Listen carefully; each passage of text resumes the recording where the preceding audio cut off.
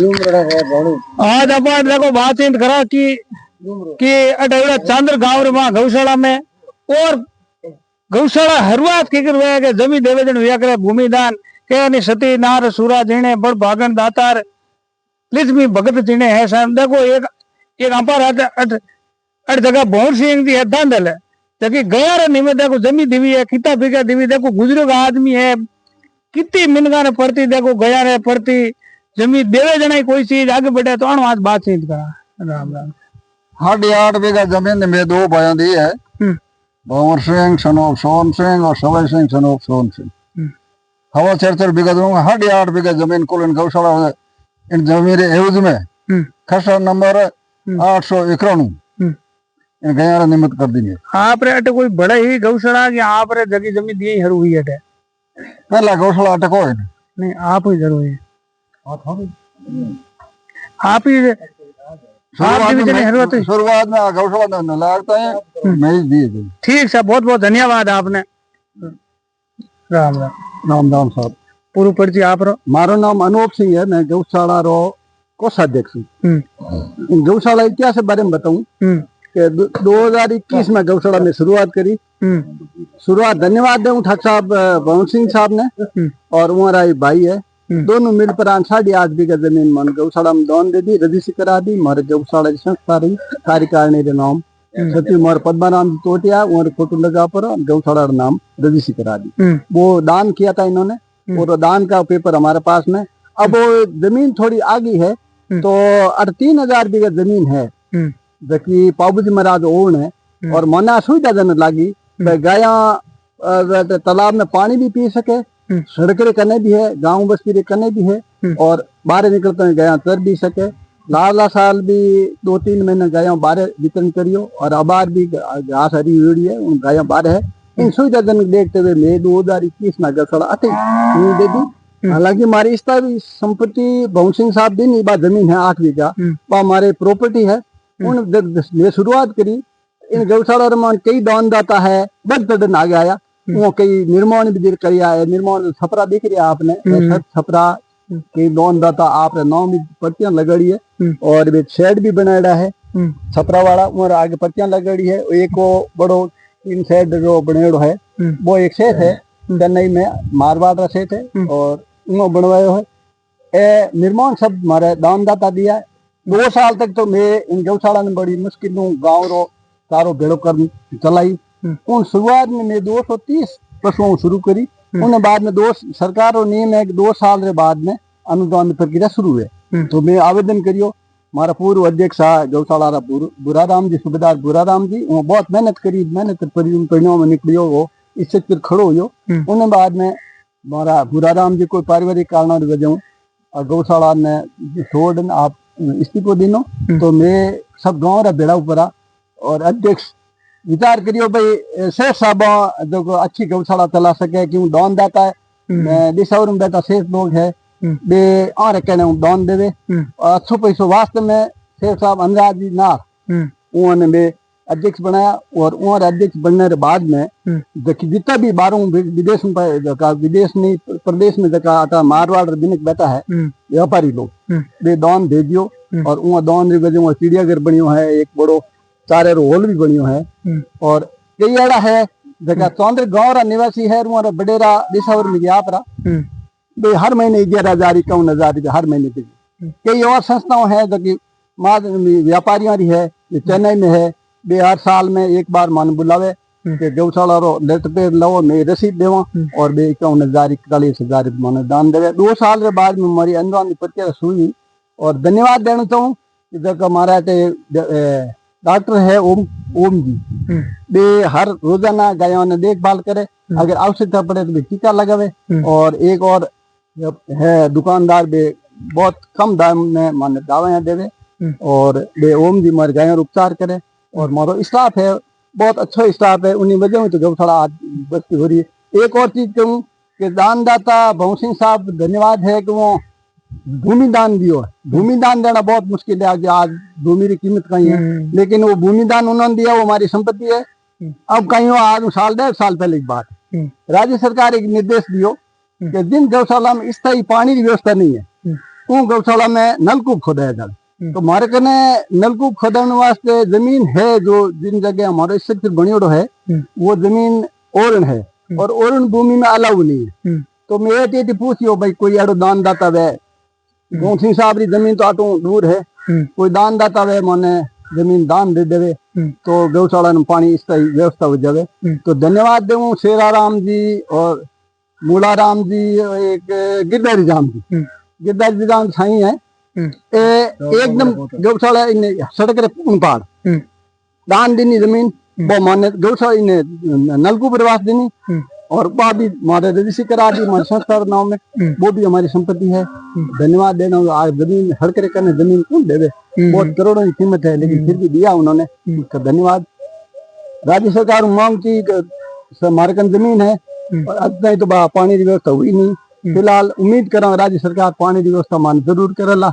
और आज अमाउस है और अमाउस दरमियान गाँव रा लोग आवे हटे, कोई गुड़ देवे, कोई पेटियां लालान देवे, और उन्हीं वजह तक गौशाला फली फूली है। आज सब लोग भेड़ा गया, कई पाता भी पधार गया, और वहाँ आने वजह आज हिसाब किताब भी किया है, और कोई समस्या है उन्हें बारे में बातचीत करिए। अब बार में लाडली साल का ही हो कि राज्य सरकार ने एक आदेश करियो कि भाई जो बाहर वितरण करते हैं पशु सड़कों पर उनको गौशाला में डाला जाए। तो हमारी गौशाला 230 पशुओं शुरू हुई, बढ़ते बढ़ते 380 तक पुगी। हर साल 20% की बढ़ोतरी का नियम है, 380 तक। उन दरमियान सरकार आदेश आयोग भी ये बाहर वितरण करने वाले पशु है उनको गौशाला में डाला जाए। तो गाँव रा लोग और ग्राम पंचायत ले नटाया, तो मैं मना नहीं कर सका, फिर भी मैं लिया। इन तरह हमारा पशुओं की संख्या 600 पूगी। हालांकि मार्कन थोड़ी जगह कम पड़ी, तो बाहर में एक गुबा गड़ी में एकदम मैं 2 लाख रुपया खर्च कर बाड़ो और गेरियो कपड़ा और बनाया और अव्यवस्था में सुचारू करी। अब हमारे 600 पशु तय गए, व्यवस्था हमारी ठीक ठाक है।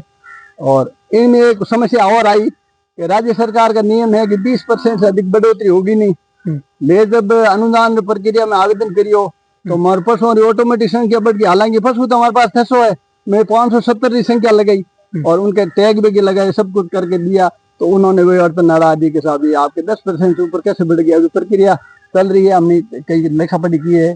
हमारे पद्माराम जी तोतिया सचिव है, वो हर बार जोधपुर कार्यालय में जावे, पशु कार्यालय पद्माराम जी है। तो कल भी जान आया, आज भी कुछ कागज तैयार किया है, आप लोग सहमति हूँ। और गाँव रोना समस्या में बताइए कि हमारा समस्या आई है। इन बाद में भी चलो ये समस्या हल हो गई। पद्माराम जी ने बहुत मेहनत की, इस मेहनत के पर ये निकला नतीजा कि आज वो अधिकारी मान गए। आज कुछ कागज और मंगाए, कागज लेके पद्माराम जी जा रहे हैं और शायद ये समस्या हल हो जाएगी। और ये अनुदान अब हमारा पेंडिंग है, अगर पेंडिंग अनुदान आएगा तो समस्या हमारे आज फिलहाल तो हमारे पास चारा स्टॉक है, 2-3 महीने का चारा है, लेकिन जब अनुदान आएगा तभी चारे की व्यवस्था होगी। फिलहाल अभी इस एरिया में बरसात नहीं है और बाहर फिर भी घास तो है, लेकिन अब इतना नहीं है जितना यहाँ रोज पेट भर सके, तो चारा तो खरीदना ही पड़ेगा। तो ये बात है सब। तो आप ही बताओ कि भाई सरकार परसेंटेज भी बढ़ाना चाहिए, लेकिन अनुदान अब सरकार की तो दे रही है। हाँ, ये बात मैं टूक गया सर। फिलहाल सरकार ने अनुदान की व्यवस्था की है, 50 रुपया प्रति बड़े पशु और 25 रुपया प्रतिदिन छोटा पशु। ये अनुदान, फिर वो अनुदान देते 9 महीने के लिए, 3 महीने में अनुदान नहीं देते हैं। अब वो 50 रुपये में इस महंगाई के जमाने में चारा बहुत महंगा है, पशु का पेट भरता नहीं है। तो हमारी सरकार से मांग है कि संख्या ये तो ये अनुदान की रेट है ये बढ़ाई जाए, बढ़ा के कम से कम 80 रुपया बड़ा पशु और 40 रुपया छोटा पशु की अनुदान की रेट किया जाए। क्योंकि चारे का भाव 250 रुपये क्विंटल है। एक पशु एक दिन में 5-7 कुंटल चारा, 5-7 किलो चारा खा जाता है। तो इस हिसाब से 50 रुपये में पूरा पड़ता नहीं। और फिर भी 9 महीने का अनुदान मिलता, 3 महीने हमको बिना अनुदान जाना पड़ता, 3 महीने के लिए व्यवस्था और करते तो धन्यवाद देते हैं। क्योंकि यहाँ ये एरिया डबल क्रॉप वाला एरिया है, जहाँ लोग चारा पहुँचाते हैं, उनका बहुत बहुत धन्यवाद। उसी वजह से हमारा काम पूरा हो रहा है। आप भी गए सरकार अनुदान है जो बिल्कुल कम है, कम से कम 80 या 100 रुपया सरकार ने करना चाहिए। 80 या 100 रुपया प्रति पशु रोजाना का होना चाहिए। तो आप इतनी गया आप बता दिया होगा रोड़ा माती का, तो इन्हें मूल कारण कहीं है। गाय सरकार भी अनुदान दे रही है, गौशाला नो मूल कारण है कहीं है गया वो जगह पूरा सुधार की हो सके, आप विचार हो। अब देखो साहब, इसके मामले में है कि पहले के जमाने में जब नर पशु बैल जो है ना उसके खेती में काम लिया जाता था या गाड़ी छकड़े में काम लिया जाता था। उस जमाने में कोई भी पशु बाहर वितरण करता ही नहीं था, क्योंकि जो बछड़ा होता था उसको बैल बन जाता था, वो खेत में काम तक करता था, और गाय होती थी वो दूध देती थी। अब समस्या ये वही है कि अब मशीनीकरण आ गया है। मशीन काम सब ट्रैक्टर से होता है, धुलाई का काम सब गाड़ियों से होता है। तो अब क्या है, नर पशु को छोड़ देते हैं लोग।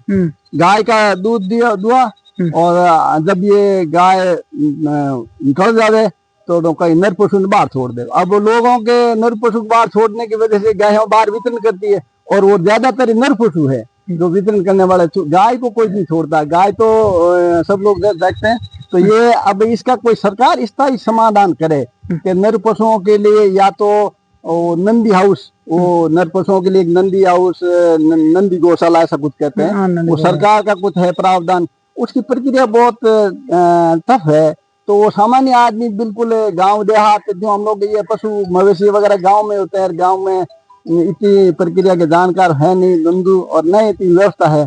तो नंदी हाउस, नंदी गौशाला भी हमारे अगर ये हो जाए तो, और उसका भी तो साल भर का अन्य पैसा देवे सरकार तब होगा। और या फिर तो ऐसा कोई व्यवस्था करे कि नर पशुओं को कहीं स्थायी शेल्टर हाउस या कहीं बेचने के लिए। अब एक चीज और है, क्या होता है कि वास्तव में कुछ लोग मेलों में या पशु खरीद के, नर पशु खरीद के पहाड़ी इलाके में जहाँ पर ये खेती पशुओं से बलदों से होती है वहाँ लोग ले जाते हैं। लेकिन कुछ लोग ये गोवंश को रक्षा के लिए उनको आड़े फिर जाते हैं, तो बेचारे व्यापारी लोग ले जाता नहीं थे। इसकी वजह से यहाँ से पशु जो हमारे यहाँ होते हैं वो नर पशु मेलों में बिकते नहीं है, क्योंकि उनको लोग जो कुछ लोग ऐसे लोग हैं जो वो अपने आप को कहते हैं कि भाई हम पशु प्रेमी हैं। ये कसाई खाने में जो 50,000 की जोड़ी बैलों की है वो कसाई खाने में कौन ले जाएगा? तो 50,000 में कौन खरीदा? 50,000 में जोड़ी जाती है नागौर मेले में से लेकर के, वो वास्तव में वहाँ उस एरिया में जाती है जहाँ पर खेती होती है। तो इसका लिए सरकार कुछ अनुदान गो भक्त है जो उनसे पूरी लेकर बाद में मेरी है गो भक्तों से ये एक निवेदन है। अच्छी बात है, आप गो भक्त हैं, गायों की रक्षण, अब हम हिंदू हैं, हम गाय और गंगा के लिए हम सब एक हैं। और हमारी जाति या हमारी पूजा पद्धति अलग अलग हो सकती है, लेकिन गाय के लिए और गंगा के लिए हम सब एक हैं, तो अच्छी बात है। लेकिन गो भक्तों से मेरा निवेदन है कि जब आप कभी कोई पशुओं को रोकते हैं तो उनसे पहले पूछा करें कि ये पशु किस काम के लिए ले जा रहे हैं। पशुओं की देखो ये कितने बड़े पशु हैं, अच्छे पशु हैं, और वास्तव में अगर खेती के लायक हैं तो उनको अलाउ करें, जाने दें। और गो भक्त अगर बस वास्तव में छोटे बछड़े हैं ले जा रहे हैं, उनको तो रोकना तो वाजिबी है, बड़े पशुओं को ना रोकें। ये गो भक्तों से मेरा निवेदन है। तो आप दूर भी बताइए क्या छोटा बछड़ा तो आप हिसाब से कि गाय साल में है जगह या सालों भी 2 सालों की कितने टाइम भी करे गाय? अब ये हाँ, इस मुद्दे पर एक बात और आ रही। कुछ हमारे क्या हुआ कि गायें जो बाहर वितरण करने लगी उसके बाद में नस्लें थोड़ी हम चेंज होगी। ब्रीड है ना, अच्छी नस्ल की गाय, गिर, ये थारपारकर, ये राठी, इस तरह की नस्लें हैं, उनको ना हम नस्ल सुधार करें। जो सरकार से एक मेरा और अनुरोध है, सरकार या कुछ संस्थाएं हैं कि जो अच्छी नस्ल के सांड हैं उनको रखे जाएं, और बाकी जो नस्ल खराब है उनको बधियाकरण कर दिया जाए। अब क्यों बधियाकरण कर देने से उसकी आगे नस्ल बढ़ेगी, और अच्छी गौशाला में या गांव में अच्छी नस्ल के सांड, जिनकी गिर या थरपारकर इस नस्ल के सांड हो, या उनका टीका लगाए, टीकाकरण करने से उनकी बच्चियां होंगी जिनकी अच्छा दूध होगा, तो फिर अपना आप कोई नहीं छोड़ेगा। और वजह उसकी कुछ ये हुई कि ब्रीड है ना वो गलत खराब हो गया, तो उस खराब ब्रीड की वजह से गायें दूध भी कम देती है, और उस इस टाइप की गायें होती है उनको लोग रखना नहीं चाहते। तो मेरा इसमें ये सुझाव है, सरकार के लिए भी है, पशुपालकों के लिए भी है, दोनों तरफ है। सरकार तो इसमें सहयोग करे पशुपालन को, हालांकि सरकार भी पशुपालन को सहयोग कर रही है, वो सहयोग करे कि भी असली नस्ल सुधारे।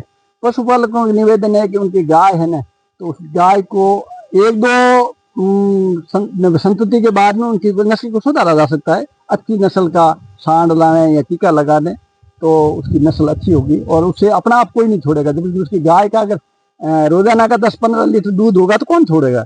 गाय की नस्ल खराब होगी, उन्हें 1 लीटर गाय में थक जाती है, उसका चारा उतना ही खाती है, दाना भी वही करती है, सब कुछ सेवा सुख वही है, लेकिन वो गाय का दूध कम है, दूध वजह कम होने की वजह ये गायों की नस्ल खराब हुई है, नस्ल को सुधारा जाए।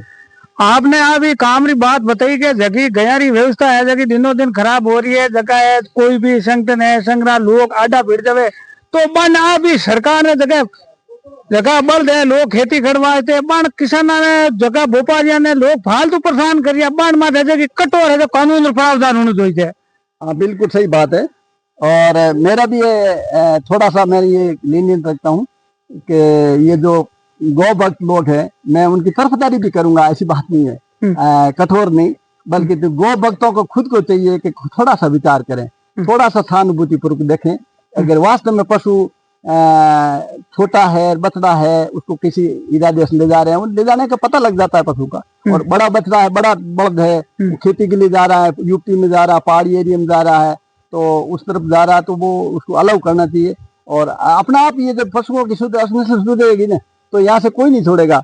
हाँ, एक और है, सरकार ने भी वो बैलों के लिए 30,000 रुपया का अनुदान सहायता दी है। अगर कोई बस हमारे यहाँ का राजस्थान का मारवाड़ का किसान है, अगर बैलों से खेती करता है तो 30,000 रुपये देते हैं, तो इसका भी लाभ लेना चाहिए किसानों को। अपने घर में जोड़ी बनाए, और जोड़ी तो आजकल ये बहुत सस्ती मिल जाती है, क्योंकि बच्चे खूब करते हैं, बैल बछड़े होते हैं, उनको पालें और अपना अनुदान के लिए आवेदन करें, 30,000 मिलेंगे, अच्छी बात है। अनूप जी ने पूरी जानकारी बताई है।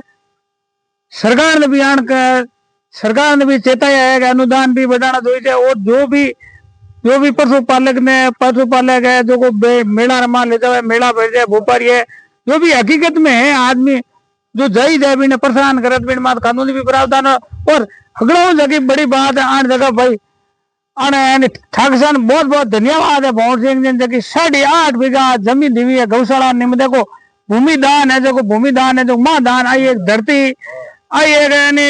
धरती माता है, इन माता आप सब है जो पालन पोषण है, जो इन धरती माता ही वह पेट भराई धरती माता माती वह। तो इन वास्ते बहुत बहुत धन्यवाद आप ठाकसान है। और सब जगह ग्रामीण लोगों ने जगह गौशाला अध्यक्ष है, सचिव है, कोषाध्यक्ष है, और जगह ग्रामीण आयुड़ा इन वास्ते और इन हिसाब आप जो संगठन बीडू चला रही है, आपने बहुत बहुत धन्यवाद है। सब राम राम राम।